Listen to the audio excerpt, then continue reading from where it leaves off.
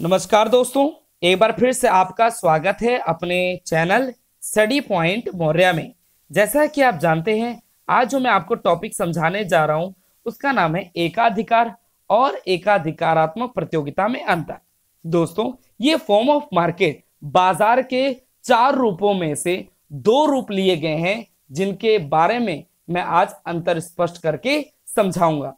कौन से 4 रूप होते दोस्तों? पहला पूर्ण प्रतियोगिता, दूसरा एकाधिकार, तीसरा एकाधिकारात्मक, चौथा अल्पाधिकार। तो दोस्तों, इसको इंग्लिश में क्या कहते हैं? Perfect competition, monopoly, monopolistic competition and oligopoly. तो दोस्तों, इन चारों बाजार में से आज मैं एकाधिकार और एकाधिकारात्मक प्रतियोगिता में अंतर को समझाऊंगा। तो दोस्तों, मैं आशा करता हूं कि आप लोग इन दोनों अंतरों को ध्यानपूर्वक समझेंगे। ठीक है दोस्तों, तो आइए इन दोनों के अंतर को समझने से पहले मैं इनकी परिभाषा से परिचित करा देता हूं। तो दोस्तों, एकाधिकार क्या कहता है? कहता है कि वे एकाधिकार क्या होता है दोस्तों? जिसमें एक विक्रेता होता है और बहुत सारे क्रेता होते हैं। एक विक्रेता होता है और बहुत सारे क्रेता होते हैं, और वस्तु का कोई निकटतम स्थानापन्न उपलब्ध नहीं होता। वस्तु का कोई निकटतम स्थानापन्न उपलब्ध नहीं होता, क्योंकि वस्तु का केवल एक ही विक्रेता होता है दोस्तों। बाजार में केवल क्या होता है दोस्तों? एक ही विक्रेता। और एकाधिकारात्मक प्रतियोगिता में क्या होता है? बड़ी संख्या में विक्रेता होते हैं दोस्तों। बड़ी संख्या विक्रेता होने के नाते क्या होता है? वस्तु विभेदीकृत पाई जाती है इस बाजार में। वस्तु विभेदीकृत मतलब होता है वस्तु का रंग, रूप, आकार, ब्रांड सब कुछ अलग अलग होता है। तो ये थी इनकी परिभाषाएं। अब इनके अंतर को हम समझते हैं।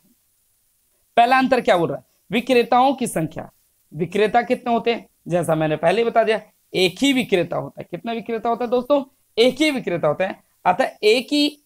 अतः एक एकाधिकारी का बाजार पर पूर्ण नियंत्रण होता है। दोस्तों, बाजार में केवल एक ही विक्रेता होने के नाते बाजार पर क्या होता है? पूर्ण रूप से नियंत्रण होता है। जैसा मैंने बताया आपको, अगर जंगल में एक शेर रहता है ना दोस्तों, एक शेर रहता है, तो जंगल पर क्या करता है? पूर्ण नियंत्रण करने की कोशिश करता है। उसी प्रकार एक ही विक्रेता होने के नाते बाजार पर इसका पूर्ण नियंत्रण होता है। उदाहरण के लिए इंडियन रेलवे, भारतीय रेलवे जो है दोस्तों, ये एकाधिकार बाजार का एक बेस्ट एग्जांपल है, क्योंकि अपने भारत में कोई दूसरी रेलवे इंडियन रेलवे के अलावा नहीं चलती। ठीक है दोस्तों, अब आ जाते हैं एकाधिकारात्मक में क्या अंतर है दोस्तों। पहला कहता है बड़ी संख्या में विक्रेता होते हैं। यहां पे large number of the sellers होते हैं दोस्तों। ठीक है, अतः एक फर्म का अन्य फर्मों की गतिविधियों का अधिक प्रभाव नहीं होता दोस्तों। यहां पे एक फर्म क्या कर रही है, एक फर्म की क्या गतिविधि है, उसका दूसरी फर्म की गतिविधियों पर कोई प्रभाव नहीं पड़ता है, क्योंकि वस्तु विभेद होता है दोस्तों। वस्तुएं क्या होती है? एक दूसरे में किसी न किसी रूप में अंतर पाई जाती हैं। इसलिए यहां पे एक फर्म का दूसरी फर्मों की गतिविधियों का अधिक प्रभाव नहीं होता। ठीक है दोस्तों, पहला पॉइंट समझ आया। दूसरा पॉइंट की बात करते हैं हम। दूसरा पॉइंट क्या बोल रहा है? वस्तु की प्रकृति इसका आधार है दोस्तों। एकाधिकार में वस्तु की प्रकृति कैसी होती है दोस्तों? यहां पर वस्तु के कोई निकटतम स्थानापन्न नहीं होते। स्थानापन्न क्या होता है दोस्तों? जहां पे हम एक वस्तु के स्थान पर दूसरी वस्तु का प्रयोग कर सकते हो, ठीक है, उसको स्थानापन्न बोलते हैं। लेकिन इस बाजार में वस्तु का कोई निकटतम स्थानापन्न नहीं होता है। जैसे मैंने बताया, भारतीय रेलवे, क्या भारतीय रेलवे के अलावा भारत में American railway, Japan railway, British railway चलती है क्या? नहीं चलती, क्योंकि बाजार में केवल एक ही विक्रेता होने के कारण वस्तु का कोई निकटतम स्थानापन्न उपलब्ध नहीं होता। ठीक है दोस्तों, अब वस्तु की प्रकृति में ही बात करते हैं हम कि वस्तु की जो प्रकृति में हम बात करते हैं, एकाधिकारात्मक में क्या होता है? ब्रांड, आकार, रंग, रूप आदि के आधार पर वस्तुएं विभेदीकृत होती हैं। यहां पे वस्तु विभेद पाया जाता है दोस्तों। क्यों? क्योंकि यहां पे विक्रेता जो होते हैं बहुत सारे होते हैं। जैसे हमारे सामने एग्जांपल ले लो, हम अगर नहाने का साबुन है, ठीक है दोस्त, लक्स, लाइफबॉय, डव, नंबर 1, ये कितने सारे साबुन हमारे सामने हैं, इनका ब्रांड अलग अलग है, आकार अलग अलग होता है दोस्तों, देखो है ना, होता है कि नहीं होता, इनका रंग रूप सब अलग अलग होता है दोस्तों, ठीक है। तभी इसे कहा जाता है, इस बाजार में वस्तु विभेद पाया जाता है। तभी तो कहा जाता है एक फर्म का दूसरी फर्मों में क्या गतिविधि चल रही है इसका कोई प्रभाव नहीं पड़ता है, क्योंकि दोनों जो फर्में होती है वो वस्तु विभेद वाली वस्तुओं को बेचती हैं, ठीक है दोस्तों। अब आगे चलते हैं। तीसरा, फर्मों का जो होता है दोस्तों प्रवेश और बहिर्गमन की बात कर रहा है, ठीक है दोस्तों। एकाधिकार में एक ही फर्म होता है, एक ही उत्पादक होता है, एक ही विक्रेता होता है, कुछ भी बोल लो दोस्तों, लेकिन वहां पे एक ही विक्रेता होता है, एक ही फर्म होता है, एक ही उद्योग होता है दोस्तों, ठीक है। तो यहाँ पे प्रवेश पर और बहिर्गमन पर क्या प्रभाव पड़ता है इसके बारे में अध्ययन को हम समझेंगे। क्या अंतर है दोस्तों, कि प्रवेश और बहिर्गमन पर नियंत्रण रहता है, ठीक है दोस्तों। बाजार में प्रवेश और बहिर्गमन पर नियंत्रण रखता है, क्योंकि दोस्तों यहाँ पे नई फर्मों के प्रवेश पर बाधाएं होती है। इस एकाधिकार बाजार में एक ही फर्म होती है, इससे दूसरी कोई नई फर्में प्रवेश नहीं कर सकती। नई फर्मों के प्रवेश पर बाधाएं होती हैं, और तभी तो कह रहे दोस्तों प्रवेश पर और बहिर्गमन पर नियंत्रण होता है, कंट्रोल होता है, ठीक है दोस्तों। क्योंकि बाजार में केवल एक ही विक्रेता होता है, दूसरा कोई विक्रेता या दूसरी कोई फर्म एंट्री नहीं कर सकती, तो दूसरी नई फर्मों के प्रवेश पर क्या होता है दोस्तों, प्रतिबंध होता है, ठीक है दोस्तों। और एक ही फर्म होने के नाते यह दीर्घ काल में क्या करती है दोस्तों, अधिक लाभ प्राप्त करती है, ठीक है दोस्तों। तथा एकाधिकारात्मक प्रतियोगिता में फर्मों के प्रवेश और बहिर्गमन की स्वतंत्रता होती है, ठीक है। अगर फर्म एकदम फ्रीडम है दोस्तों, यहाँ पे इस बाजार में फर्म जो है एकदम फ्रीडम है, उसको क्यों फ्रीडम है दोस्तों, अगर फर्म को लगता है कि दीर्घ काल में वो लाभ कमा रही है या लाभ प्राप्त कर रही है तो बाजार में वो बनी रह सकती है, अन्यथा वह दीर्घ काल में अगर असामान्य हानि प्राप्त करती है तो वो फर्म को छोड़ करके जा सकती है। इसलिए लिखा है कि फर्मों को दोस्तों की फर्मों के प्रवेश और बहिर्गमन की स्वतंत्रता होती है, ठीक है दोस्तों। उसके नीचे क्या लिखा है, परंतु केवल एक प्रतियोगी फर्म उद्योग में प्रवेश या बहिर्गमन कर सकती। यहाँ पे सारी फर्में थोड़ी करेंगी दोस्तों, है ना, यहाँ पे केवल एक एक करके ही जा सकती हैं। केवल एक फर्म को लगता है कि मुझे हानि हो रही है वो जा सकती है।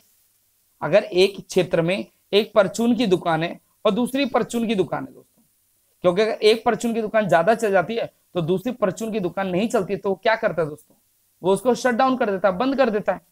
तो वो प्लान करता है कि मैं ऐसी कोई दूसरी दुकान खोलूं या ऐसा कोई और नई वस्तु रखूं जिससे ग्राहक मेरे पास है। समझ आ गया दोस्तों। तो यहाँ पे वस्तु विभेद होने के कारण दोस्तों फर्मों के लाभ और हानि की आशंका भी होती है, ठीक है दोस्तों। अब लास्ट पॉइंट क्या बोलता है, कीमत की बात बोलता है दोस्तों। एकाधिकार है ना, एकाधिकार में जो ये वाला पॉइंट समझा रहा हूं मैं, लास्ट वाला, एकाधिकार में दोस्तों केवल एक ही फर्म होने के नाते यह कीमत निर्धारक होता है। क्या होता है दोस्तों, कीमत निर्धारक होता है, लिखा है ना, कीमत निर्धारक होता है क्योंकि फर्म और उद्योग एक ही तो है या एक ही तो होते हैं। क्योंकि दोस्तों मैंने बताया ना, इस एकाधिकार में एक फर्म, एक उद्योग या एक विक्रेता कह सकते हो आप, क्योंकि बाजार में एक ही विक्रेता होने के कारण क्या करता है दोस्तों, कीमत पर पूर्ण नियंत्रण होता है। भाई इंडियन रेलवे है, चाहे घटाए या बढ़ाए कीमत, भाई आप जाओगे तो रेल से ही जाओगे ना गांव। अगर आपका गांव का सफर बहुत लंबा है तो सबसे अच्छी क्या है, इंडियन रेलवे ही है, आराम से उसमें सोते हुए जा सकते हो दोस्तों, है ना दोस्तों।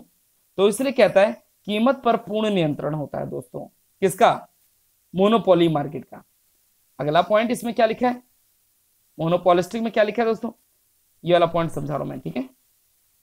वस्तु विभेद के कारण फर्म का कीमत पर आंशिक नियंत्रण होता है। आंशिक नियंत्रण को लिख सकते हो दूसरा, पक्षपात नियंत्रण होता है दोस्तों। यहाँ पे वस्तु विभेद होता है दोस्तों, तो यहाँ पे एक वस्तु और दूसरी वस्तु में किसी न किसी रूप से अंतर पाया जाता है, आंशिक कीमत पर कुछ न कुछ अंतर पाया जाता है ना दोस्तों। जैसे नंबर 1 वाला साबुन है, 5 साबुन के साथ 1 साबुन फ्री, है ना दोस्तों। तो उसी प्रकार है यहाँ पर कीमतों पर थोड़ा थोड़ा अंतर पाया जाता है। क्लियर है दोस्तों। तो मैं आशा करता हूं कि आज की इस वीडियो में दोस्तों कि आपने एकाधिकार और एकाधिकारात्मक प्रतियोगिता में अंतर को समझा होगा। ठीक है दोस्तों, एकाधिकार में एक फर्म होने के नाते वह क्या होता है, एक ही विक्रेता होता है दोस्तों, और वस्तु का कोई निकटतम स्थानापन्न उपलब्ध नहीं होता है, और यहाँ पे प्रवेश पर बाधाएं होती है क्योंकि पेटेंट अधिकार होता है, और दोस्तों कीमत पर पूर्ण नियंत्रण होता है।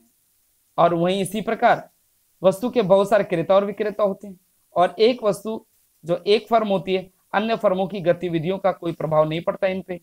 और क्या होता है दूसरा कि यहाँ पे वस्तु विभेद पाया जाता है।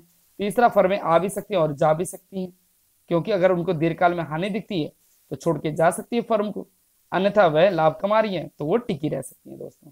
और लास्ट पॉइंट क्या है दोस्तों, वस्तु विभेद होने के कारण इनमें एक कीमतों पर आंशिक नियंत्रण होता है कि वो कम भी कर सकते हैं और ज्यादा भी कर सकती हैं। ठीक है दोस्तों, इसमें एक बार और मैं बता देता हूँ, यहाँ पे कोई सेलिंग कॉस्ट नहीं लगती, विक्रय लागत नहीं लगती, क्योंकि वस्तु को अधिक बेचने के लिए जो विज्ञापन पर खर्च की राशि होती है उसी को विक्रय लागत कहते हैं। क्योंकि दोस्तों बाजार में एक ही फर्म होती है ना, देखो विक्रय लागत या कंपटीशन वही होता है दोस्तों जहां पे 2 या 2 से अधिक फर्में होती है।